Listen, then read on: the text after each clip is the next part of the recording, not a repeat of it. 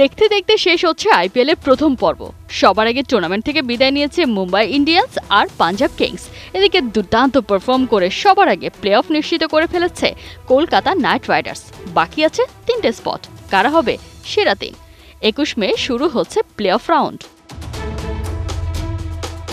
এদিকে পাকিস্তানের বিপক্ষে ঘরের মাঠে 22 মে থেকে শুরু হচ্ছে ইংল্যান্ডের 4 ম্যাচ টি-20 সিরিজ। সেই সিরিজে স্কোয়াডে থাকা 8 জনই খেলছেন আইপিএলে। আর তাই 22 মের আগে ক্রিকেটারদের দেশে ফিরতে আদেশ দিয়েছে ইসিবি। আর এখানেই বেঁধেছে বিপত্তি।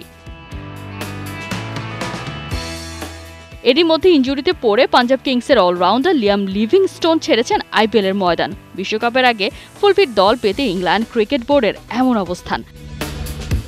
তবে পুরো টুর্নামেন্ট খেলার কথা দিয়ে আইপিএলের প্লে অফের আগে বিশ্বকাপের ডিফেন্ডিং চ্যাম্পিয়ন ইংল্যান্ড বেঁকে বসায় বেজায় চটেছেন ধারাভাষ্যকার সুনীল গাভাস্কার। তার মতে Phil Salt, Jos Buttler, Jonny বেয়ারস্টোদের মতো ক্রিকেটারদের উপর নির্ভর করছে দলগুলোর ভবিষ্যৎ।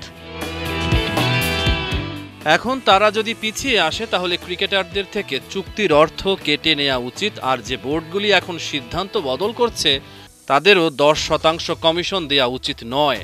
বিসিসিআই এত সুযোগ সুবিধা দেওয়ার বিনিময়ে কিছুই পাচ্ছে না তাদের থেকে। নিয়ম অনুযায়ী আইপিএলের নিলামের সময় বোর্ড এবং ক্রিকেটারদের জানিয়ে দিতে হয় তাদের ক্রিকেটারদের আইপিএলে পুরো সময় পাওয়া যাবে কিনা। আর সে মতে ক্রিকেটারদের দলে নিয়ে ফ্র্যাঞ্চাইজিগুলো পরিকল্পনা সাজায়।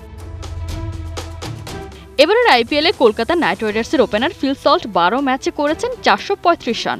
রাজস্থান রয়্যালসের ওপেনার জস বাটলার 10 ম্যাচে করেছেন 359 রান। আর এই দুই দলই আছে আইপিএলের লিগ টেবিলের টপে। তারা দুজন যদি এখন দল ছাড়ে তবে প্রভাব তো পড়বেই। কোহিনুর কণা, 71।